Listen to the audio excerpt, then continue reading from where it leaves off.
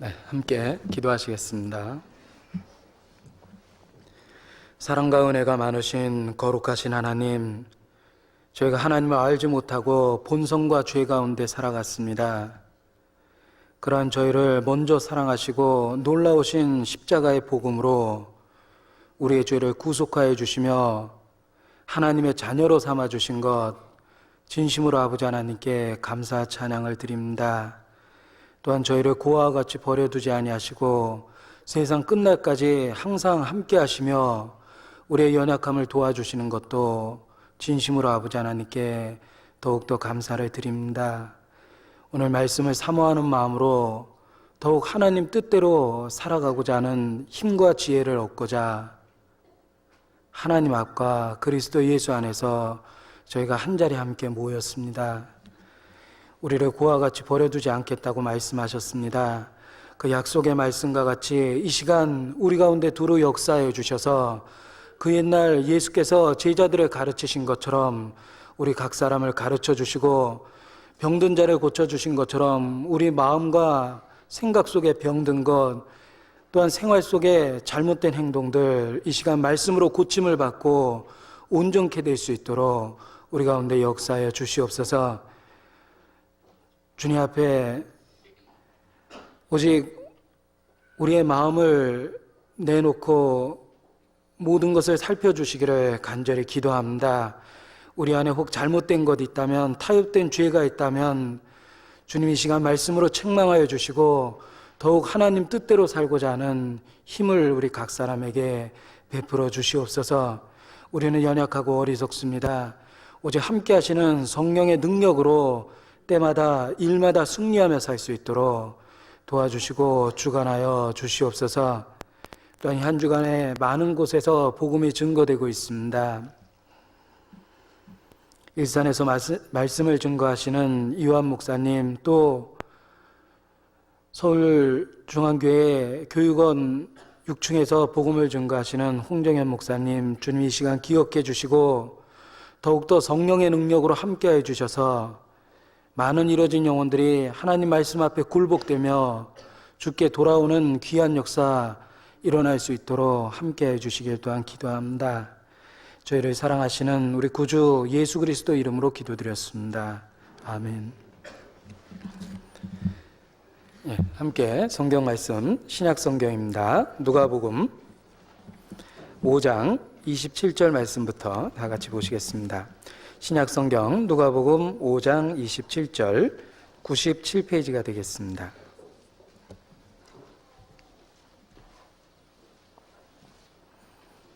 신약 성경 누가복음 5장 27절 제가 읽어드리겠습니다. 그 후에 나가사 르이라는 세리가 쇠관에 앉은 것을 보시고 나를 쫓으라 하시니 저가 모든 것을 버리고 일어나 쫓으니라. 르이가 예수를 위하여 자기 집에서 큰 잔치를 하니 세리와 다른 사람이 많이 함께 앉았는지라. 바리새인과 저희 서기관들이 그 제자들을 비방하여 가로되 너희가 어찌하여 세리와 죄인과 함께 먹고 마시느냐.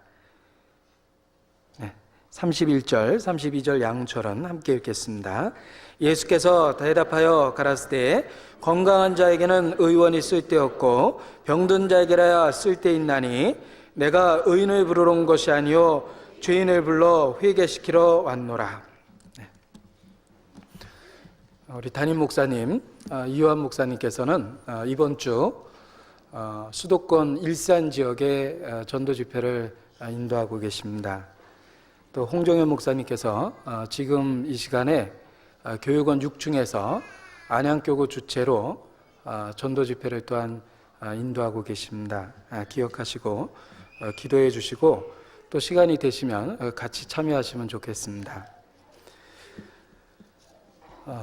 성경, 구약 성경의 맨 처음은 창세기입니다. 창세기는 분명한 창조의 선언으로서 시작되고 있습니다. 태초에 하나님이 천지를 창조하시니라. 가장 널리 알려진 성경 구절 중에 하나가 아마 창세기 1장일 거라고 생각합니다. 이 창조에 관한 놀라운 선언 못지않게 중요한 말씀이 신약 성경의 첫 구절이라고 이야기 드릴 수 있습니다. 신약 성경의 첫 구절은 마태복음 1장 1절 아브라함과 다윗의 자손 예수 그리스도의 세계라 이렇게 시작하고 있습니다.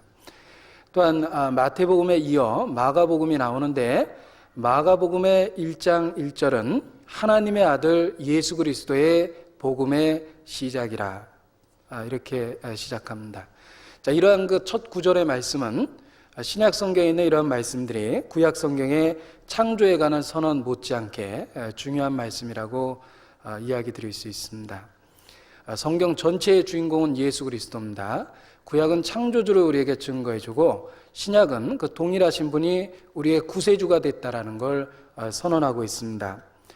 예수 그리스도 그로 말미암아 만물이 지은 바 되었고 지은 것이 하나도 그가 없이 된 것이 없느니라. 예수 그리스도 그는 구약의 창조주로서 역사하셨습니다. 그리고 신약 시대에 우리의 구세주로서 사람의 모양으로 육신을 가지고 우리 가운데 오셨습니다. 그래서 예수님의 이름에 또 하나의 이름이 임마누엘입니다. 이는 번역하면 하나님이 우리와 함께 계심이라 이렇게 말씀하고 계십니다. 구약의 그 창조주, 그 놀라우신 창조주께서 신약에 더 놀라운 일을 행하셨습니다. 그 더 놀라운 일은 죄인을 구원하는 일이요. 그래서 죄인을 구원하기 위해서 육신을 입고 이 세상에 오셨습니다. 창조에 관한 구약 성경의 첫 구절이나 신약 성경의 예수 그리스도에 관한 선언이나 그 중요성에 있어서는 마찬가지다 이렇게 강조할 수 있습니다. 자, 예수님이 왜 이 세상에 오셨는가? 이 성경 모든 말씀이 아주 분명하게 우리에게 증거하고 있습니다. 미쁘다 모든 사람이 받을 만한 이 말이요 그리스도 예수께서 죄인을 구원하시려고 자, 그가 오신 목적이 분명하게 나타나고 있습니다. 죄인을 구원하시려고 세상에 임하셨다 하였도다. 예수 그리스도 그는 죄인을 구원하시려고 오셨습니다. 누구를 위해서 무엇하러 예수께서 오셨는가? 그러한 질문에 우리는 대답할 수 있습니다. 누구를 위해서? 죄인을 위해서 무엇하러? 죄인을 구원하러 오셨습니다. 그래서 예수님은 이 세상에 계실 때 죄인들과 함께 계셨고 그들에게 말씀을 가르쳤고 그들의 생애를 변화시키셨습니다. 예수님의 공생애 동안 그의 생애를 우리가 성경을 통해서 읽어보게 되면 그가 죄인들과 함께 계셨고 또 병든 자들과 함께 계셨다는 걸 알 수 있습니다. 그 옛날 유대 땅에서 죄인들과 함께 계셨던 그 예수께서 지금은 어디에 계실까 한번 생각을 해볼 필요가 있습니다. 지금도 죄인들 속에 예수 그리스도는 역사하시며 자기의 죄를 발견하고 통회하는 자, 하나님의 은혜를 간절히 구하는 자에게 지금 함께하고 계십니다. 그 옛날 죄인들과 함께 계시고 그들을 가르치시며 인도하신 그분은 지금도 동일하게 죄인들과 함께 계시다라고 이야기할 수 있습니다. 자, 예수님의 사역은 죄와 관련이 있습니다. 죄인을 구원하는 일을 하러 오셨고 그분의 사역은 죄와 관련이 있습니다. 결국은 예수님을 더 알기 위해서 그분이 죄와 관련된 일을 하셨고 죄인들과 함께 계셨기 때문에 죄가 무엇이며 죄인이 어떤 존재인지를 성경을 통해서 정확하게 아는 것이 필요합니다. 그것은 구원 얻기 전에만 필요한 지식이 아니고 구원 얻은 이후에도 죄인에 대한 올바른 이해 또 죄에 대한 정확한 이해는 곧 예수님에 대한 이해를 더욱더 넓혀줍니다. 죄를 알 때 은혜를 알 수 있고 죄인을 구원하셨다는 사실을 통해서 우리는 예수 그리스도를 더욱더 알 수 있게 되기 때문에 그렇습니다. 그래서 예수님도 친히 증거하시기를 그리스도가 이런 고난을 받고 자기 영광에 들어가야 할 것이 아니냐. 그리스도가 이런 고난을 받고 그 고난을 받는 이유가 죄인을 대신해서 고난을 받는 거라고 말씀하십니다. 고난에 대한 이유는 죄에 대한 문제죠. 그래서 죄를 알 때 은혜를 알고 죄인이 어떠한 존재라는 얼마만큼 비참한 존재인지를 알게 될 때 예수 그리스도 그에 대해서 더욱더 알게 될 거라고 생각합니다. 그런 의미에서 오늘 드릴 말씀은 죄에 관한 이야기, 죄인에 관한 이야기, 그런 말씀을 드리고자 합니다. 이 찬송가 가사 아주 시적인 그런 가사들입니다. 곡이 붙어 있는 찬송시죠.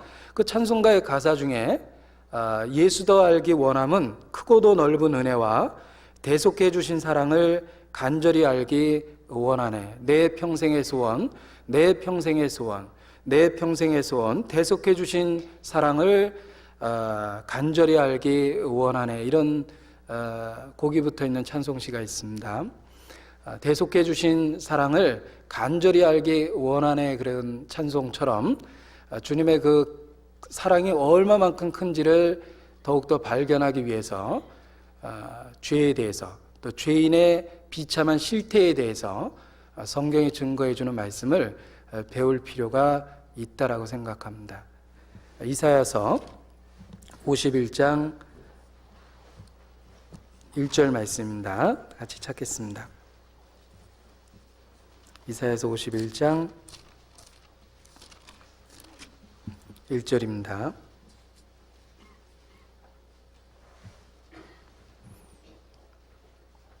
같이 읽겠습니다. 의를 쫓으며 여호와를 찾아 구하는 너희는 나를 들을지어다. 너희를 떠낸 반석과 너희를 파낸 우묵한 구덩이를 생각하여 보라. 자, 이게 말씀하십니다. 생각하여 보라. 자, 무엇에 대해서 생각하냐면 너희를 떠낸 반석과 너희를 파낸 우묵한 구덩이를 생각하여 보라. 자, 우리가 어떤 처지에서 구원을 얻었는지, 얼마만큼 비참한 처지에서 구원을 얻었는지 생각해 볼 필요가 있습니다. 너희를 떠낸 반석과 너희를 파낸 우묵한 구덩이를 생각하여 보라. 자, 우리는 죄 가운데서 구원을 받았습니다. 자기 백성을 저희 죄로부터 구원할 자이심이라 라는 말씀처럼 우리는 죄로부터 구원을 받았는데, 그 죄를 여기에 너희를 떠낸 반석과 너희를 파낸 우묵한 구덩이라고 표현했습니다. 우리가 얼마만큼 기가 막힐 웅덩이로부터, 얼마만큼 깊은 수렁으로부터 건짐을 얻었는가, 그 죄의 실체를 성경을 통해 보게 될 때 더욱더 하나님의 사랑을 깨닫게 됩니다. 그런 의미에서 오늘 드릴 말씀은 바로 죄에 대해서, 죄인에 대해서 그런 주제를 가지고 성경을 같이 생각을 해보겠습니다. 자, 오늘 본문으로 읽은 말씀을 다시 한번 보겠습니다. 누가복음 5장에 보면 예수께서 세리였던 레이를 구원하는, 그를 부르시는 모습이 기록되어 있습니다. 여기 레이라고 나타난 이 사람은 또 다른 이름으로 우리에게 마태라고 알려져 있습니다.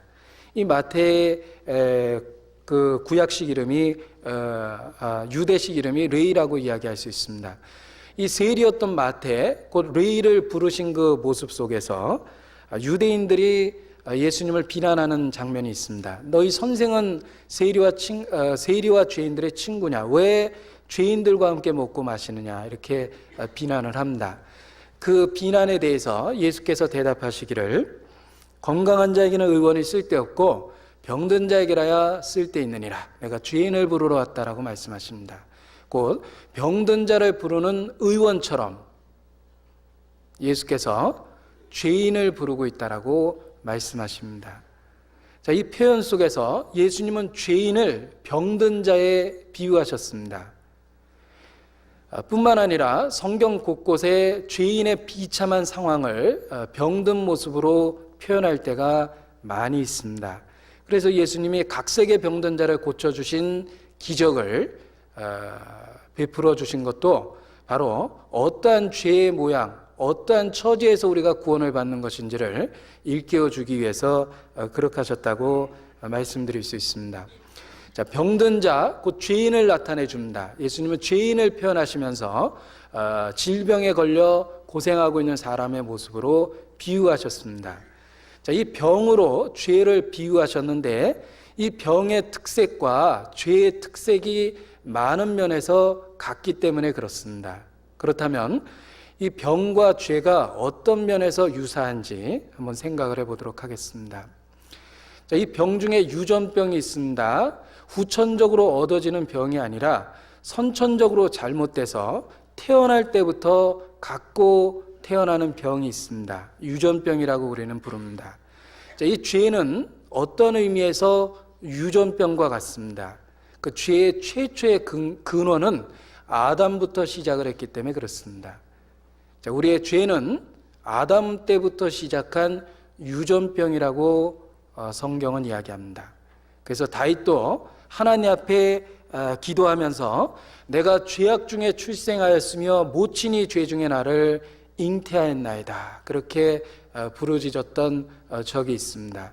이 다윗은 자기의 죄의 근원이 바로 모태로부터 아담 때부터 내려왔다라는 그런 불치의 병과 같다라는 걸 절실히 느끼고 있었습니다. 이 죄는 그런 의미에서 유전병과 같습니다. 에레미야 성경 에레미야 12장 보시겠습니다. 구약 성경 에레미야 12장 23절 12장 23절입니다. 네. 1072페이지입니다. 1072페이지.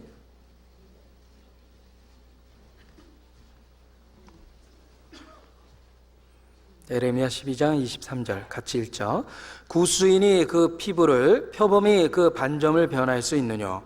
할 수 있을진데 악에 익숙한 너희도 선을 행할 수 있으리라. 구수인이 그 피부를, 구수인은 피부색이 검은 사람입니다. 그 피부색이 검은 그 사람이 피부를 어떻게 바꿀 수 있겠느냐? 표범이 그 반점을 어떻게 변할 수 있겠느냐? 흑인의 피부는 유전적으로 태어날 때부터 가지고 태어난 겁니다. 살다 보니까 검어진 게 아니죠. 태어날 때부터 유전적으로 갖게 됐고, 표범의 반점 역시 유전적으로 갖게 된 속성입니다. 마찬가지로 악에 익숙한 너희도, 우리의 죄도 그 근원을 따지고 올라가 보면 유전적으로 아담 때부터 내려왔다라는 걸 알 수가 있습니다. 이 성경은 유전적으로 아담 때부터 시작된 겁니다. 왜 성경이 그러한 이야기를 강조하고 있냐면 아무도 인간의 힘으로 그것을 해결할 수 없다라는 걸 가르쳐주고자 그러는 겁니다. 그 죄가 아담 때부터 시작된 유전적이라는 것은 인간의 노력으로나 열성과 결심으로 그 죄를 아무도 해결할 수 없다는 걸 가르쳐주는 겁니다. 구수인이 어떻게 피부를 바꿀 수 있겠느냐? 표범이 어떻게 반점을 변할 수 있겠느냐? 우리에게 반문하고 계십니다. 우리는 불가능하다라는 걸 생각해낼 수 있습니다. 마찬가지로 만일 그러한 일이 가능하다면 악에 익숙한 너희도 선을 행할 수 있으리라. 결국 우리의 죄가 유전적이고 날 때부터 갖고 있다라는 것을 일깨워주고 그 근본적인 치료는 하나님에게만 있다는 걸 우리에게 깨닫도록 도와주는 말씀입니다. 로마서 5장 말씀입니다. 로마서 5장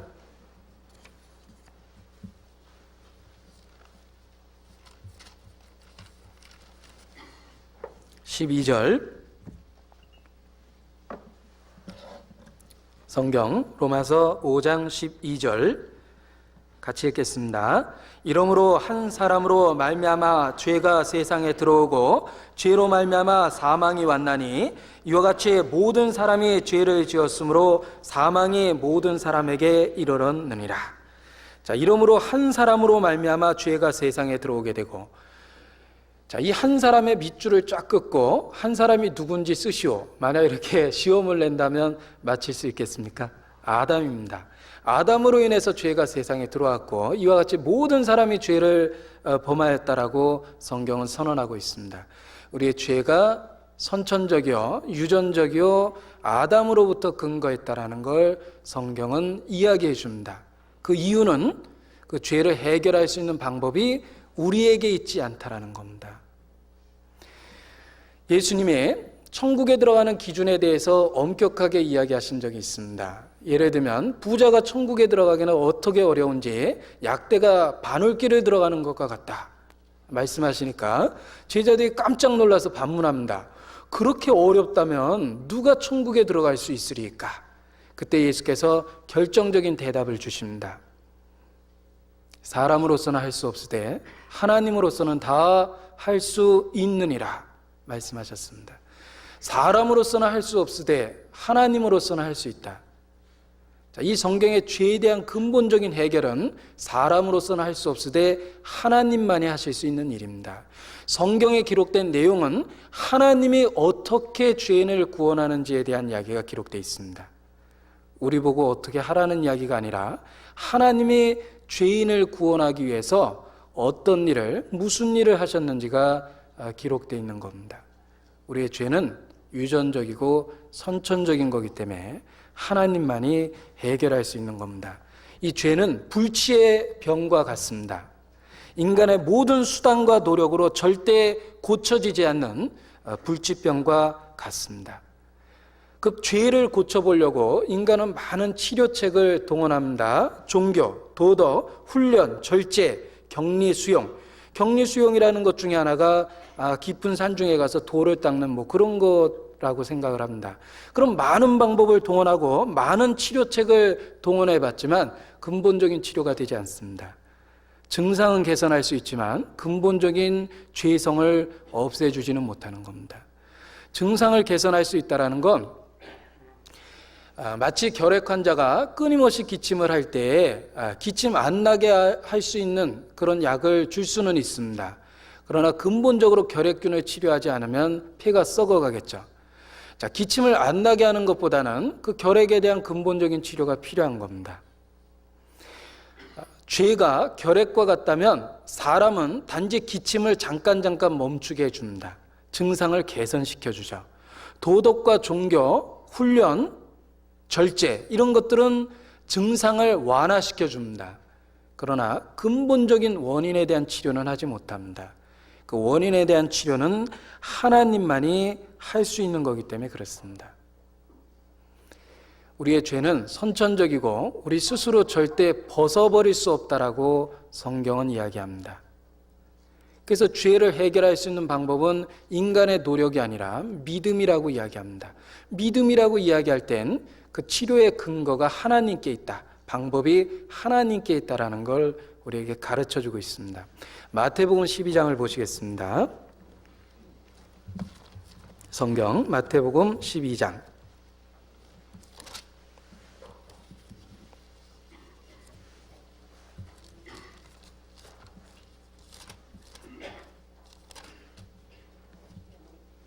34절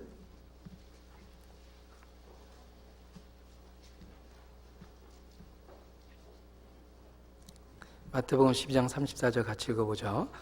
독사의 자식들아 너희는 악하니 어떻게 선한 말을 할 수 있느냐 이는 마음에 가득한 것을 입으로 말함이라.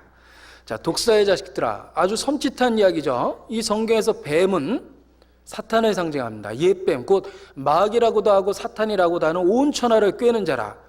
이 뱀은 사탄을 나타내고 독사의 자식이라고 예수님이 외쳤을 때는 바로 우리 안에 있는 죄를 일깨우고 그 죄의 근거가 마귀로부터 왔다는 걸 일깨우는 겁니다. 예수님도 유대인을 향해서 너희는 너희 아비 마귀에게서 났으니 너희 아비의 욕심을 너희도 행하고자 하느니라. 우리도 다 그 가운데서 행하여 마음과 본성에 원하는 일을 하여 하나님 앞에 본질상 진노의 자녀였다라고 성경은 선언합니다. 자, 우리는 나면서부터 죄인이죠. 다른 말로 하면 독사의 자식입니다. 우리는 본성과 죄 가운데서 하나님 앞에 나면서부터 곁길로 나가고 거짓을 말할 때부터 제 것으로 말하는 행악의 종자, 성경의 표현, 그 여러 가지 표현들이 우리의 죄성을 일깨워주죠. 너희는 악하니 어떻게 선한 말을 할 수 있느냐? 이는 마음에 가득한 것을 입으로 말함이니라. 자, 너희는 악하니 어떻게 선한 말을 할 수 있겠느냐? 자, 예수님 반문하시죠. 너희는 악하니 우리 마음과 생각 속에 온갖 악한 생각이 있습니다. 어떻게 선한 일, 정말 하나님이 보는 것 같, 하나님의 기준에서 완벽한 선을 어떻게 행할 수 있겠느냐? 누가 깨끗한 것을 더러운 것 가운데서 낼 수 있겠느냐? 그럼 불가능하다. 이 성경은 우리의 근본적인 타락, 우리가 근본적으로 타락되어 있다고 선언하고 그 죄가 아담 때부터 유전적으로 내려온 거라는 걸 이야기해 주는 겁니다. 자, 이 죄는 불치의 병이요, 유전적입니다. 어떤 그 불치의 병에 걸린 사람이 돈이 많다고 해도 그 돈은 그를 치료할 수 없습니다. 이 불치의 병에 걸린 사람이 매일 운다고 그래가지고 그 병이 낫는 것도 아니고, 이 불치병에 걸린 사람이 마음 착하게 살아도 병이 고쳐지는 것도 아닙니다. 그 병으로 인해 고통받고 몸부림치고 소리를 질러도 역시 병이 낫는 건 아니죠. 돈이 많다고 낫는 것도 아니고, 몸부림치고 고통을 받는다고 울부짖는다고 병이 낫는 게 아닙니다. 죄도 마찬가지입니다. 그래서 찬송가 가사에 울어도 못하네, 힘써도 못하네, 마음 같듯이 깨끗하고 착해도 다시 나지 못하면 아무도 하나님 나라에 들어갈 수 없다, 그런 류의 찬송가 가사도 있습니다. 자, 이 죄는 유전적이며 불치의 병이라는 것을 알 필요가 있습니다. 결국은 그 모든 치료의 근거가 하나님께로부터 온다라는 걸 우리에게 일깨워 주는 겁니다. 자, 병든 자, 그를 곧 죄인을 병든 자에다 비유하셨습니다. 그 병은 유전적이며 불치의 병이기 때문에 그렇습니다. 자, 우리는 아담으로부터 죄인 됐다라고 이야기할 때는 우리의 책임을 모면하기 위해서 하는 이야기가 아니고, 그 죄를 하나님만이 고칠 수 있다라는 이야기를 해주기 위해서 성경에 기록된 겁니다. 그러면 왜 아담 한 사람의 타락으로 모든 사람이 죄인 되게 하나님이 만드셨느냐? 우리는 아담과 같이 처음에 우리의 의지에 의해서 타락된 게 아닙니다. 왜 하나님이 그렇게 하셨는가? 깊은 뜻은 하나님의 사랑과 그의 놀라우신 지혜라고 이야기 드릴 수 있습니다. 얼핏 생각해봐도 우리는 그 이유를 조금은 알 수가 있습니다. 만약 우리가 아담과 같이, 우리 모든 사람이 아담과 같이 시험대에 섰다라고 해보죠.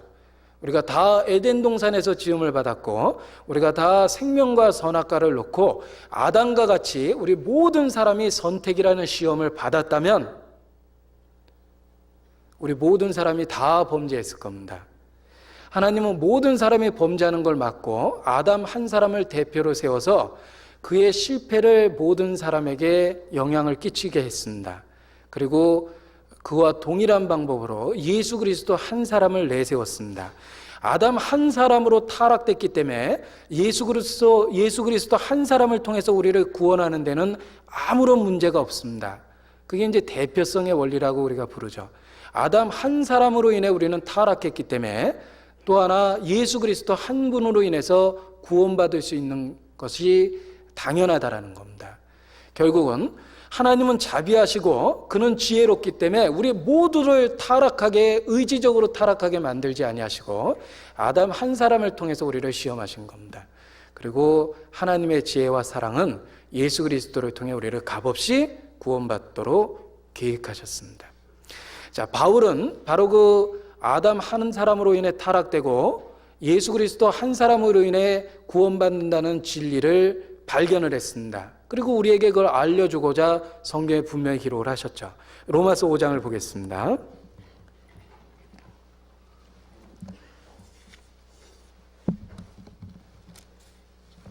로마서 5장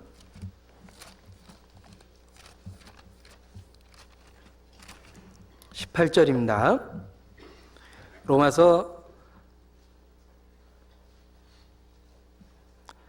5장 18절 19절 같이 읽죠. 그런즉 한 범죄로 많은 사람이 정죄에 이른 것 같이 의의 한 행동으로 말미암아 많은 사람이 의롭다 하심을 받아 생명에 이르렀느니라.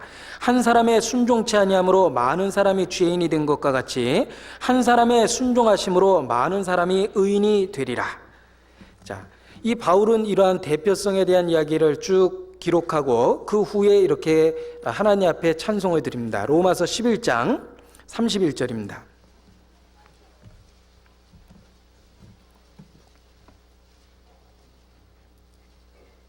로마서 11장 31절 32절 이 같은 주제를 갖고 있는 말씀이니까 35절까지 31절로 35절까지 한번 같이 읽죠. 이와 같이 이 사람들이 순종치 아니하니 이는 너희에게 베푸시는 긍휼로 이제 저희도 긍휼을 얻게 하려 하심이니라. 하나님이 모든 사람을 순종치 아니하는 가운데 가두어 두심은 모든 사람에게 긍휼을 베풀려 하심이로다. 깊도다 하나님의 지혜와 지식에 부여하며 그의 판단은 측량치 못할 것이며 그의 길은 찾지 못할 것이로다.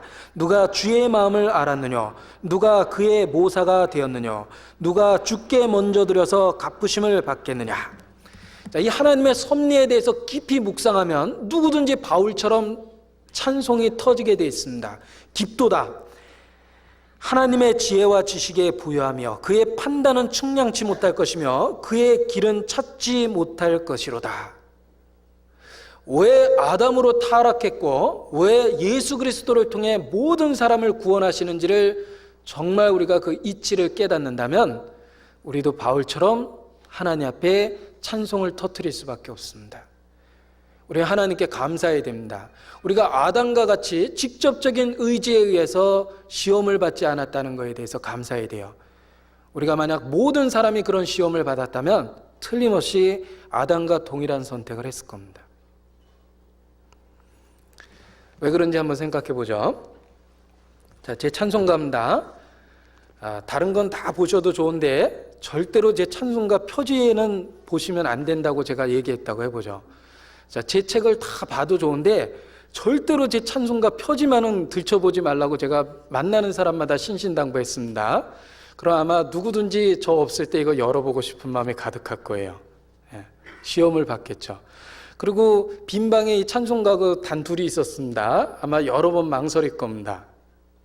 절대로 보지 말라니까 궁금해지잖아요. 자, 사람은 그 궁금한 마음이 있습니다. 틀림없이 시험에 걸리게 되어 있습니다.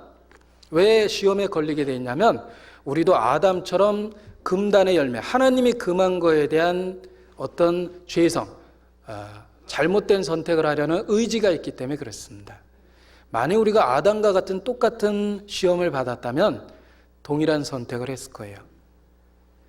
자, 그러나 아담 한 사람이 시험을 받았고 그는 자기의 의지에 의해서 타락을 했습니다. 그리고 우리는 아담 안에서 죄인 됐고 어떤 면에서는 억울하죠. 그런데 이제 억울하지 않게 예수 그리스도는 더욱더 큰 은혜를 통해서 우리 모든 사람을 값없이 아담의 운명으로부터 구원해내고 있습니다. 자, 이건 하나님의 놀라운 지혜입니다. 하나님의 지혜와 하나님의 사랑이 바로 아담 한 사람으로 타락하고 예수 그리스도 한 사람을 통해 구원하는 길을 우리에게 베푸신 겁니다. 자, 이 죄를 병에다 비유했을 때 유전적이다, 그리고 불치의 병이다, 그렇게 이야기 드릴 수 있습니다. 불치의 병이고 유전적이라는 것을 이 병에 대한 비유로서 우리는 설명을 할 수가 있습니다. 이 불치의 병이기 때문에 아무리 결심해도 죄에 대한 억제가 안 되는 겁니다. 예를 들면 어떤 수도승이 오랫동안 세상의 욕심을 끊어보고자 깊은 산 중에서 벽만 보면서 잡념이 날 때마다 불경을 외우면서 수도했습니다. 이제 한 10여 년 도 닦으니까 어느 정도 수준에 올라온 것 같아요. 불경을 외울 때가 되면 마음이 편안하고 무념무상하고 정말 잡념이 없어진 것처럼 보입니다. 그러나 그가 만일 속세에 내려와서 또다시 세상에서 살아가게 되면 예전 10년 전에 겪었던 유혹을 그대로 다시 겪게 될 겁니다. 그의 죄성은 유전적이고 불치병이기 때문에 환경이 바뀌면 또다시 재발하게 된다는 거예요. 자, 진정한 성자는 격리되어 있는 사람이 성자가 아닙니다. 아무리 흉악범도 격리되면 성자처럼 살아갑니다. 뭐 죄질 일이 있어야지 죄를 짓죠. 진정한 성자는 가정을 갖고 사회생활을 하고 복잡한 인간관계 속에서 선을 행할 수 있는 사람이 진정한 성자입니다. 이 종교적인 방법, 단지 죄로부터 환경적으로 분리되는 방법은 근본적인 치료는 되지 못한다라는 거예요. 불치병이기 때문에 그렇습니다. 자꾸 재발하는 거죠. 그래서 결심을 하고 안 그러려고 해도 자꾸 그렇게 되는 겁니다.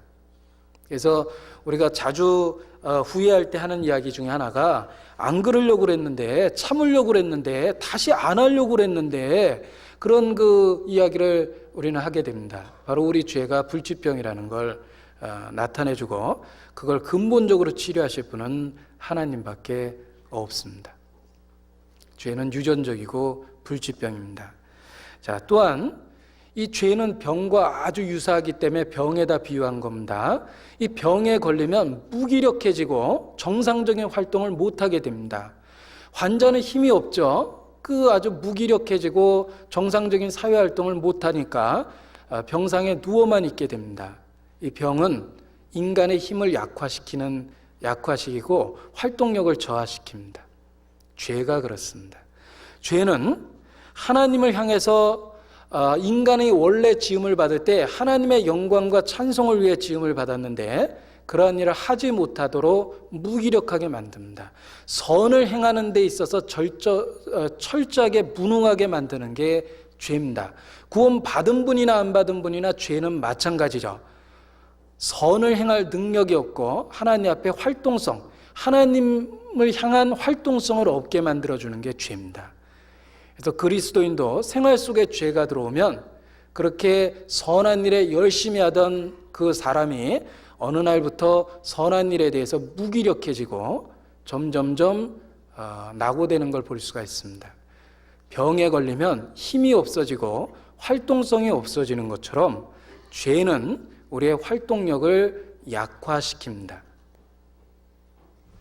로마서 7장 18절입니다.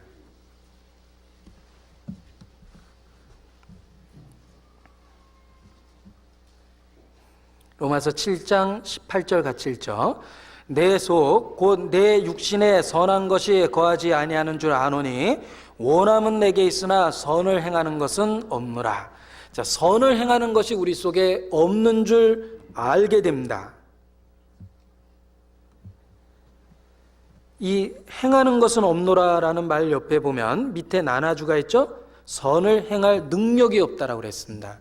우리 안에 있는 죄성은 바로 우리를 무기력하게 만들고 우리의 힘을 약화시키고 있다는 겁니다. 중환자가 병상에 누워서 꼼짝도 못하죠. 화장실을 걸어가려고 그래도 다리가 후들거리고 잘 걷지도 못합니다. 누군가에 의해서 부축을 받아야 되는 그 중환자처럼 죄는 우리를 그렇게 무력하게 만듭니다. 활동성을 없애주고 선을 행할 수 있는 욕구를 없애줍니다. 그래서 이 병이 인간을 무력하게 만들고 정상적인 활동을 못하게 하는 그 모습처럼 하나님 앞에 죄는 바로 그런 모습입니다. 그런 질병과 같이 그리스도인을 무기력하게 만드는 것도 죄다, 이렇게 이야기할 수 있습니다. 자, 또한 이 병은, 이 죄라는 병은 점점 더 심해집니다. 우리 몸에서 생기가 떠나버리면, 우리 몸에서 영혼이 떠나버리면 우리의 몸은 부패합니다. 그 부패되는 속도는 시간이 가면 갈수록 훨씬 더 점진적으로 빨라지게 돼 있습니다. 이 죄는 하나님 앞에 우리의 마음을 점점 타락시키고 그 부패의 속도를 점점 빠르게 진행시켜 나갑니다. 어떤 병이 점점 더 상태가 악화되고 여러 가지 합병증을 불러 일으키는 것처럼 죄도 그렇습니다. 죄도 점점 더 심한 죄를 짓고 여러 가지 다른 죄를 끌고 들어오게 됩니다. 그런 의미에서 이 죄가 병과 또 같은 특징이 있습니다. 자, 예를 들면 어떤 욕심이 많은 사람이 처음에는 욕심이라는 죄가 있었어요. 뭔가 더 갖고 싶고 더 얻고 싶고 그랬습니다. 처음에는 욕심이 있었는데 그 욕심이 기회가 주어지니까 도둑질이 되고 사기를 치게 되고 그렇습니다. 또 도둑질하다가 발각되니까 사람을 해치게 되죠. 결국은 처음에는 욕심이라는 죄가 있었는데 그 죄가 합병증을 가져온 겁니다. 욕심이 도둑질을 하게 하고 강도질을 하게 하고 살인을 하게 만든 겁니다. 이 죄는 점진적으로 점점 더 심해지고 다른 죄를 불러 들여오는 특징을 갖고 있습니다. 이 다윗이 처음에는 왕이 되어서 한가했습니다. 남들 전쟁할 때 낮잠 잤습니다. 낮잠 자다 일어나서 심심해가지고 그 옥상에서 왔다 갔다 하다가 한 여인이 목욕하는 장면을 봤어요. 그리고 그 여자가 누군지 알아보게 합니다. 알아본 거로 끝나지 않고 데려오게 합니다. 데려오고 동침합니다. 유부녀였습니다. 그 여자의 남편을 죽이게 됩니다. 자, 처음에는 게으름이었고, 그리고 두 번째는 안목의 적용이었죠. 남이 벌거벗고 목욕하는 걸 지켜봤습니다. 그리고 데려오게 했습니다. 그 죄를 더욱더 진전시켰고, 마침내 간음했고, 그 죄를 감추려고 살인까지 했습니다. 이 죄는 병과 마찬가지로 점점 더 악화되고, 그리고 다른 합병증을 불러들여옵니다. 에이즈가 무서운 이유가 있습니다. 에이즈는 선천성 면역 결핍증이죠. 어떤 사람이 에이즈가 영어로 AIDS거든요. 그러니까 이제 다 살았다의 약자래요. 그러니까 에이즈에 걸리면 이제 다 살았다 그러는데, 자, 이 에이즈가 무서운 이유는 그 에이즈에 걸린 상태에서 다른 질병이 침입하면 그 질병에 대항할 힘이 전혀 없어지는 겁니다. 그러니까 그 질병으로 인해서 이제 여러 가지 합병증이 생기고 죽게 되는 거예요. 자, 마찬가지입니다. 이 죄라는 것은 다른 처음에는 작은 죄였는데 조금 지나면 더 큰 죄를 불러들여오고, 그리고 또 마음이 양심이 마비되고 더 큰 죄를 짓게 되고 그러는 겁니다. 그래서 이 병이 점점 악화되고 생기 떠난 육체가 점점 부패되는 것처럼, 그리고 병에 걸리면 다른 합병증에 걸리는 것처럼 죄도 똑같은 특징으로 역사합니다. 전도서 10장을 보겠습니다. 전도서 10장 1절입니다.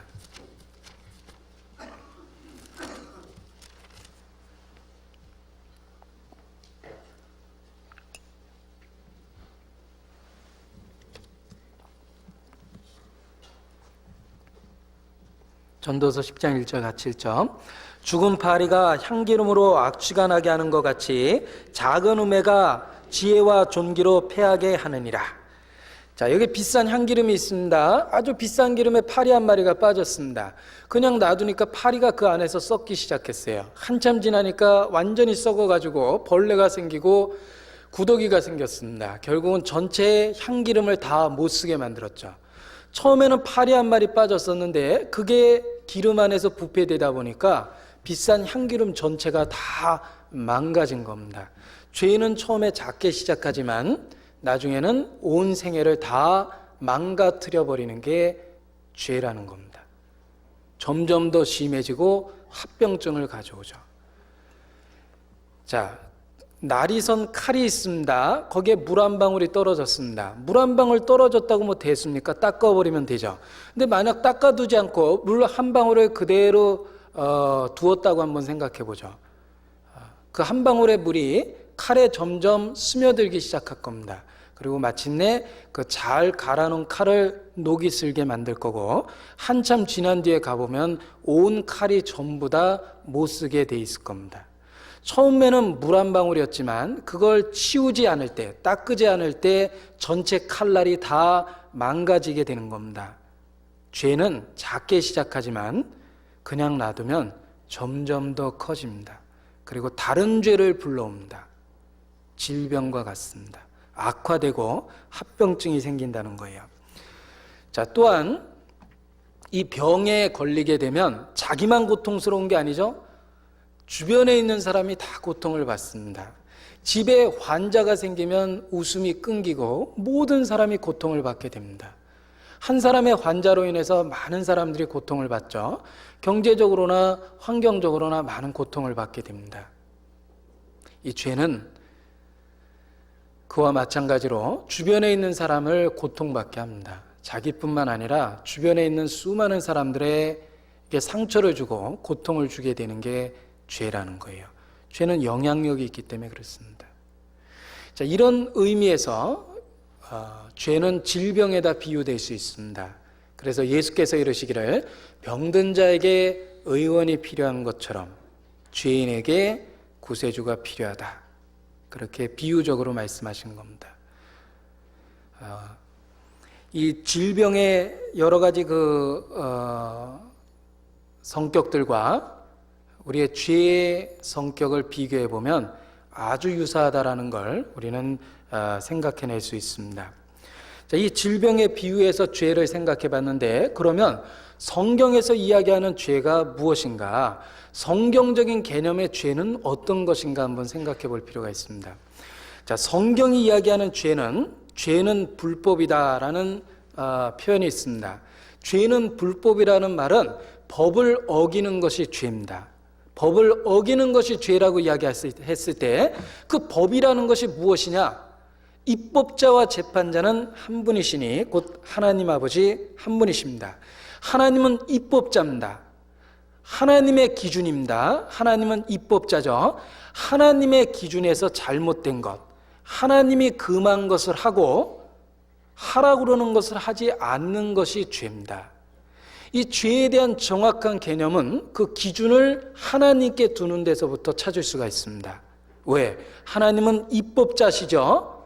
그리고 죄는 법을 어기는 겁니다. 그러니까 결국은 하나님을 표준으로 해서 죄라는 것을 정의할 수 있다고 생각합니다. 한마디로 이야기하면 죄는 하나님이 정하신 거룩한 표준에 도달하지 못하는 생각과 말과 행동과 태도라고 이야기할 수 있습니다. 하나님이 인간에게 정하신 표준이 있습니다. 하나님이 정하신 거룩한 표준이 있습니다.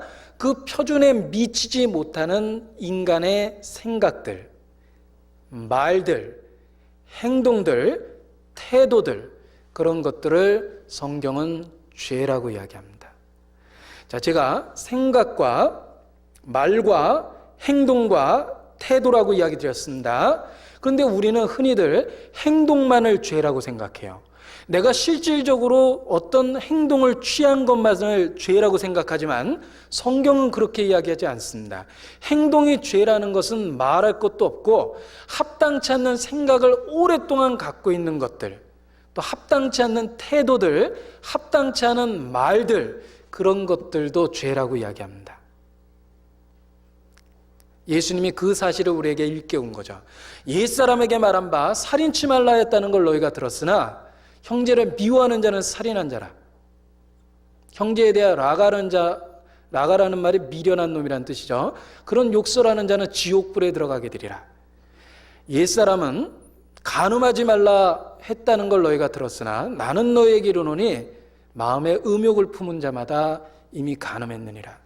자, 성경이 이야기하고 있는 죄, 예수님이 증거해주고 있는 죄의 개념이 무엇입니까? 바로 하나님의 표준에 이르지 못하는 생각들, 그리고 말들, 행동들, 태도들이라고 이야기할 수 있습니다. 단지 행동만을 죄라고 생각하는 건 어리석은 거예요. 성경이 이야기하는 죄는 행동 이외에 그 근본적인 생각이나 말이나 태도도 죄라고 이야기해 주는 겁니다. 자, 결국 성경적으로 죄를 세 가지로 정의할 수 있습니다. 마땅히 해야 된다라고 이야기하신 것을 하지 않는 죄, 내 부모를 공경하라, 안식일을 지켜 거룩히 하라, 10계명 중에 하라라는 계명이 이렇게 두 개죠. 성경에 613개의 율법이 있다라고 유대인들은 이야기합니다. 그 율법 613개 중에 248개가 하라라는 계명으로 되어 있습니다. 365개가 하지 말라고. 자, 마땅히 하라라고 명하신 걸 하지 않는 게 죄입니다. 이 세상도 그렇죠? 군대 가야 된다, 세금 내야 된다, 그거 안 하면 죄가 되는 겁니다. 그러니까 첫 번째 죄는 마땅히 하라라고 이야기한 걸 하지 않는 것이 죄입니다. 두 번째 죄는 하지 말라라고 그런 것을 한 죄. 살인하지 마라, 간음하지 마라, 도둑질하지 마라, 거짓말하지 마라, 탐내지 마라. 자, 이렇게 하지 말라라고 이야기한 게 성경에 365개라고 이야기합니다. 그런 걸 하지 말라고 한 걸 한 죄. 그거 역시 죄가 됩니다. 이 세상 형법도 이 세상 형법은 대개 어떤 잘못을 범하지 말 거 우리에게 이야기하고 있죠. 그러니까 하지 말라라는 규정을 주로 정합니다. 자, 마찬가지로 하나님 앞에 두 번째 죄는 하지 말라고 하는 것을 하는 것도 죄가 되는 거예요. 그리고 세 번째는 행동으로 하지 않아도 어떤 악한 생각이나 태도를 마음에 간직하고 있는 상태가 죄라는 겁니다. 겉으로는 인자하게 하고 겉으로는 친절하게 하고 속으로 비유하고 속이는 생각을 가득 담고 있다라면 성경은 그것을 죄라고 이야기합니다. 자, 이 성경이 이야기하고 있는 죄에 대한 개념을 말씀을 통해 몇 구절 찾아보죠. 마태복음 22장입니다.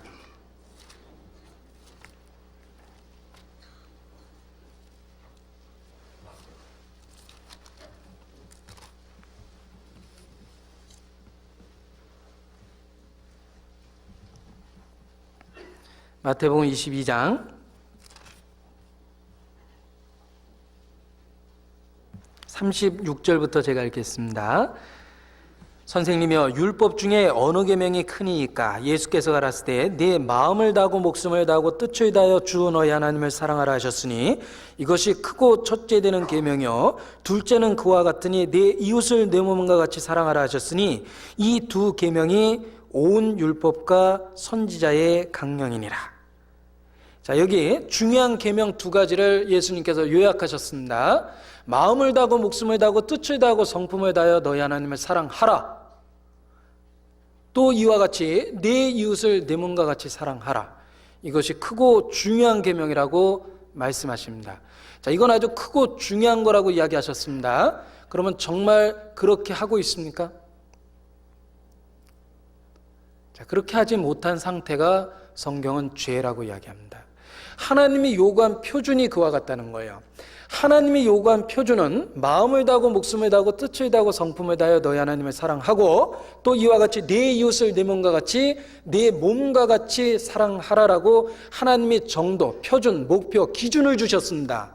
그런데 그 기준에서 미달되는 게 바로 죄라는 거예요.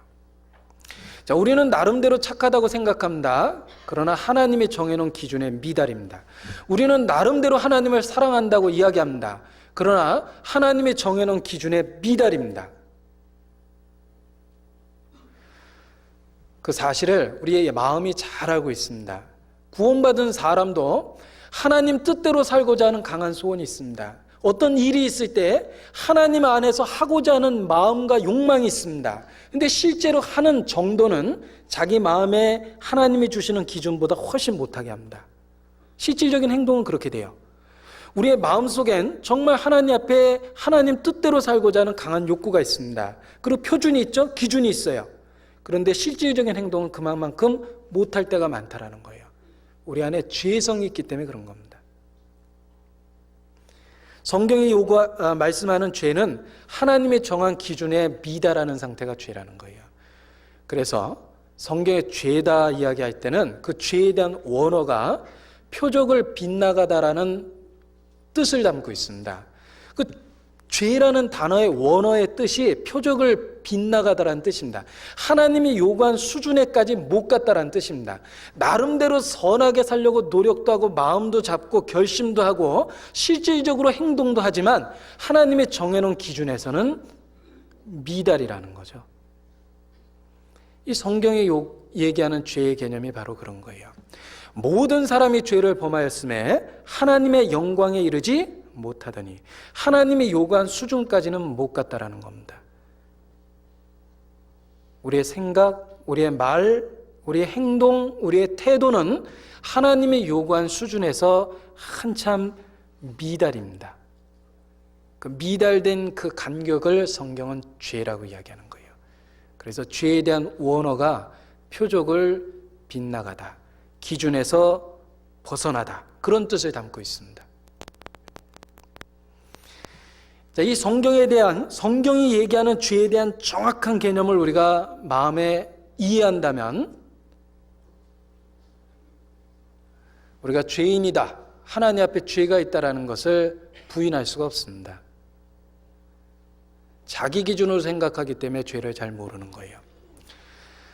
자, 그러면 이 죄라는 거, 그 죄가 왜 근본적으로 어디에서부터 시작되는 건지 죄의 원인에 대해서 한번 생각을 해보도록 하겠습니다.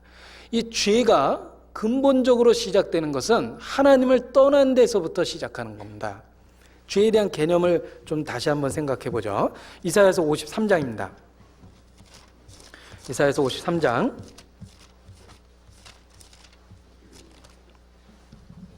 6절입니다. 이사야서 53장 6절. 가장 많이 보는 성경 중에 하나가 아마 이사야서 53장일 겁니다. 약속이 있기 때문에 그렇죠. 아직까지 찾고 계시면 별로 성경을 안 봤다는 증거죠. 이사야서 53장 6절. 자, 같이 읽겠습니다. 우리는 다 양 같아서 그릇 행하여 각기 제 길로 갔거늘 여호와께서는 우리 무리의 죄악을 그에게 담당시키셨도다. 자, 예수님에 대한 놀라운 증언의 말씀입니다. 이 말씀 중에 죄에 대한 정확한 표현이 있습니다. 우리는 다 양 같아서 그릇 행하여 각기 제 길로 갔거늘, 각기 제 길로 갔거늘. 하나님의 영광과 찬송을 위해서 지음을 받은 우리가 하나님하고 아무 상관없이 자기 인생을 살았습니다. 성경에서 말하는 정확한 죄는 각기 제 길로 갔거늘, 바로 이 표현 속에 요약되어 있습니다. 하나님과 상관없는 삶, 그게 바로 죄입니다.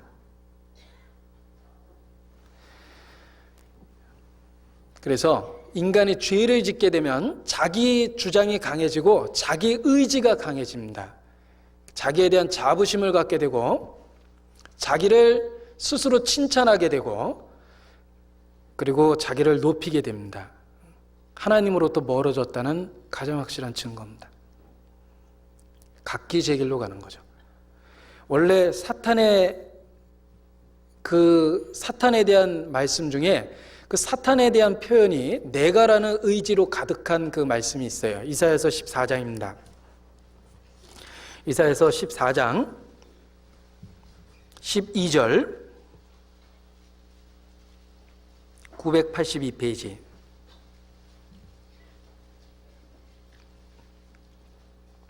제가 읽죠. 너 아침의 아들 계명성이여. 사탄에 대한 이야기죠. 어찌 그리 하늘에서 떨어졌으며 너 열국을 엎은 자여 어찌 그리 땅에 찍혔는고. 내가 네 마음에 이르기를. 자, 이 사탄이 말끝마다 내가 그러는데 우리말 번역보다는 영어 번역에 내가라는 말이 정확하게 더 많이 번역되어 있는데요. 제가 영어 번역에 내가라는 말이 나와 있는 위치에서 내가라는 말을 넣어서 읽어보겠습니다. 내가 하늘에 올라 내가 하나님의 뭇별 위에 나의 보좌를 높이리라. 내가 북극 지폐의 산 위에 좌정하리라. 내가 가장 높은 구름에 올라 내가 지극히 높은 자 비기리라 하는도다. 자, 이게 사탄의 교만한 말인데 5번이나 내가 그랬습니다. 자, 각기 제 길로 가면 자기 의지가 발달되고 그리고 자기를 사랑하게 되고 자기를 높이게 되고 자기를 칭찬하게 되고 자기 영광을 위해서 살게 됩니다. 그게 성경에서 말하는 죄죠. 각기 제 길로 갔거늘. 그게 죄입니다. 거기서부터 여러 가지 범죄가 나오는 겁니다. 그러니까 죄의 원인은 자기를 향한 삶이고 자기를 위한 삶이며 하나님을 떠난 것이 죄의 원인이죠. 그리고 거기서부터 범죄, 여러 가지 증상들이 나타나는 거예요. 역대하 12장입니다. 구약성경. 몇 가지 예를 찾아보도록 하겠습니다. 구약성경 역대하 12장 14절.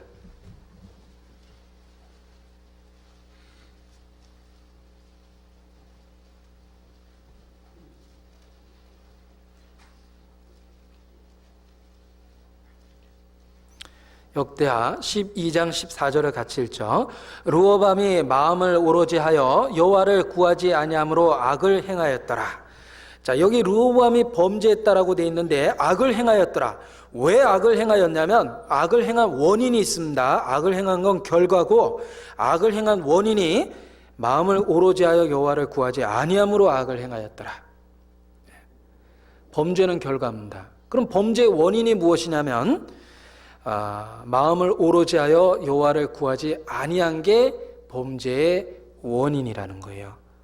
각기 제 길로 가는 것, 자기 의지를 찾아가는 것이 죄의 원인입니다. 구약성경 욥기 20장, 욥기 21장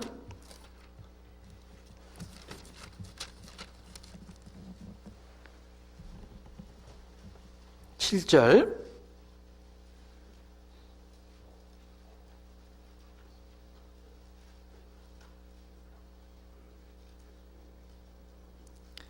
욥기 21장 7절 어찌하여 악인이 살고 수를 누리고 세력이 강하냐. 14절 그러할지라도 그들은 하나님께 말하기를 우리를 떠나소서 우리가 주의 도를 알기를 즐겨하지 아니하나이다. 전능자가 누구기에 우리가 섬기며 우리가 그에게 기도한들 무슨 이익을 얻으랴 하는구나. 자, 이건 악인의 말입니다. 악인의 대표적인 마음의 상태가 이와 같은 상태입니다.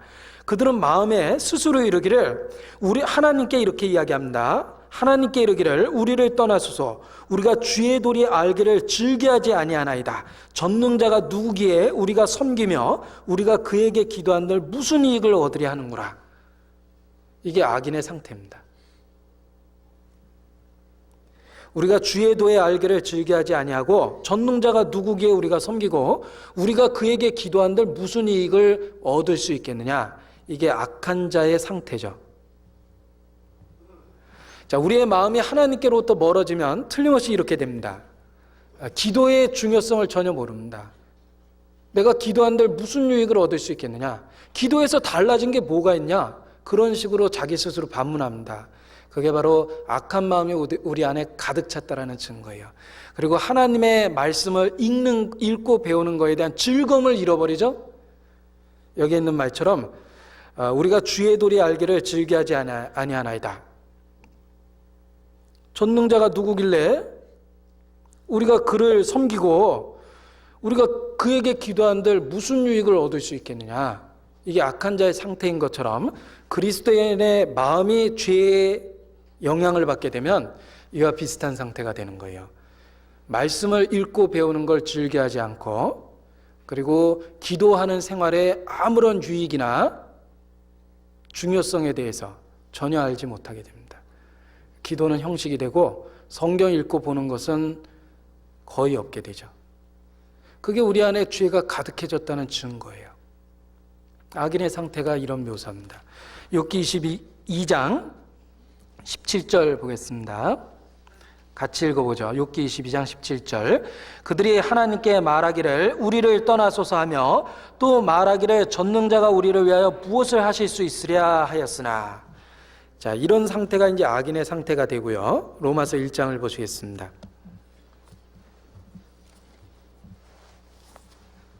28절입니다. 로마서 1장 28절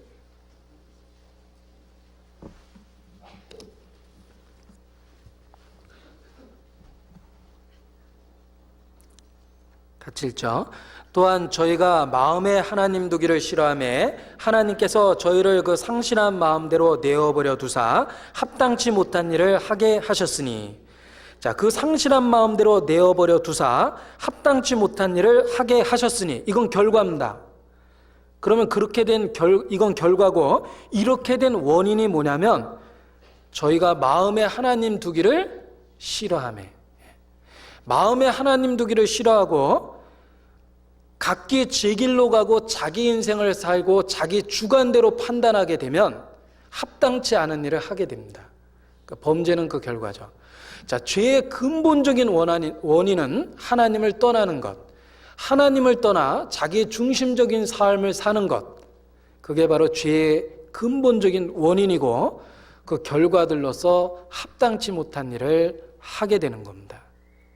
자, 하나님을 떠나게 되면 왜 합당치 못한 일을 하게 되냐면 가장 큰 죄를 진 사람은 작은 죄는 서슴없이 집니다. 아주 끔찍한 범죄를 저지르는 흉악법은 사소한 죄는 양심에 걸리지도 않아요. 아주 흉악한 죄를 짓는 사람은요, 거짓말하고 사기치고 뭐 사람 주먹으로 치고 이런 거에 대한 양심의 감각을 안 받습니다. 이미 더 끔찍한 범죄를 저질렀기 때문에 사소한 죄에 대해서는 양심이 아예 마비돼 버린 거죠. 사람이 죄 짓는 거 똑같습니다. 하나님을 인간이 버리게 되면 어떤 죄든지 다 저지를 수 있습니다. 왜? 가장 크고 중요한 계명을 저버렸기 때문에 그래요. 마음을 다하고 목숨을 다하고 뜻을 다하고 성품을 다하여 너희 하나님을 사랑하라. 크고 첫째 되는 계명을 저버리니까 얼마든지 죄를 지을 수 있는 겁니다. 하나님을 부인하는 사람, 하나님을 떠난 사람, 그는 잠재적인 범죄자입니다. 당연하죠. 왜? 가장 큰 죄를 짓고 있는 사람이기 때문에 도덕적인 죄는 쉽게 저지를 수 있는 거예요. 그 사람에게 환경과 분위기가 주어지면 무슨 짓이든지 합니다. 하나님을 떠난 인간은 도덕적인 죄를 얼마든지 저지릅니다. 환경이 바뀌면, 그 사람을 보호하고 있는 환경이 없어지면 틀림없이 어떤 죄든지 다 짓습니다. 그럼 반대로 이야기해보죠. 인간이 하나님께 돌아오면 가장 크고 첫째 되는 계명을 지키게 되면 도덕적인 범죄를 당연히 안 짓습니다. 하나님을 두려워하고 하나님을 인정하게 되면 도덕적인 작은 범죄가 줄게 돼 있는 거예요. 그래서 하나님께 돌아올 때 죄로부터 우리가 깨끗해지는 부수적인 효과가 생기는 거예요. 크고 중요한 계명을 지키기 때문에 작은 것은 말할 것도 없다라는 거죠. 자, 이와 같이 죄의 정확한 원인을 알게 되면 왜 세상 사람들이 범죄하는지 우리는 이해할 수 있어요.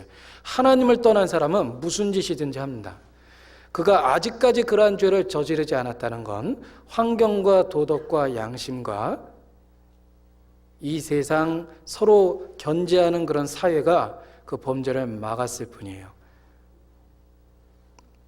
우리 주변에 구원 얻지 못한 사람의 범죄에 대해서 우리는 분노하지만 어느 면에서 그들을 이해할 필요가 있습니다. 그들의 가장 그 범죄의 동기는 하나님을 떠난 데 있기 때문에 그렇습니다. 그들에게 하나님을 되찾아 준다면 그들의 그 끔찍한 범죄로부터 그들은 돌아오게 될 겁니다. 자, 이 죄, 우리 안에 죄가 있게 되면 여러 가지 증상이 나타납니다. 이 질병은 증상을 동반하죠. 죄도 여러 가지 증상을 나타내 줍니다. 이 죄에 대한 증상이 로마서 1장 21절부터 나옵니다.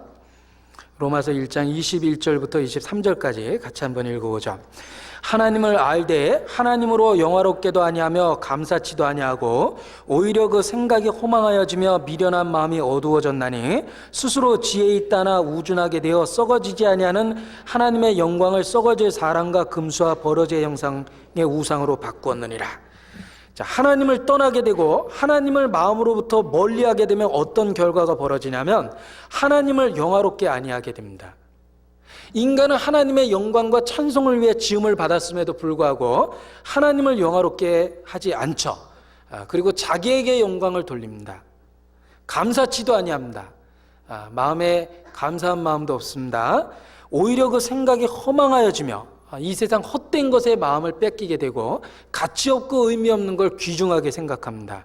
미련한 마음이 어두워졌다 그랬죠? 우리 마음에 그늘이 들어옵니다. 스스로 지혜 있다나 자기 자신은 괜찮다라고 생각하지만 우준하게 되어 썩어지지 아니하는 하나님의 영광을 썩어질 사람과 금수와 버러지의 형상의 우상으로 바꾸었느니라. 영원한 것을 순간적인 것으로 바꿉니다. 그리고 영적인 거룩한 것을 육체적인, 육신적인, 정욕적인 것으로 바꿔버립니다. 이 죄를 우리 안에 담게 되면 그 죄에 대한 증상이 그런 식으로 나타난다는 거예요. 하나님을 영화롭게 하지 않고 감사하지도 않고 생각이 허망하여지고 어두워지고 가치관의 혼란을 겪게 되고 의미 없는 것으로 생의 목표를 바꾸어 버립니다. 그게 죄를 갖게 되는 사람의 증상이죠. 구원 얻은 이후에도 죄를 우리 마음에 품게 되면 똑같은 증상이 나타날 겁니다. 하나님을 영화롭게 하기보다는 자기 명예나 자기 영광을 중히 여기게 되죠. 그리고 우리 마음에 늘 넘치던 감사가 없어져요. 그냥 신앙생활은 의무가 되고 짜증이 됩니다.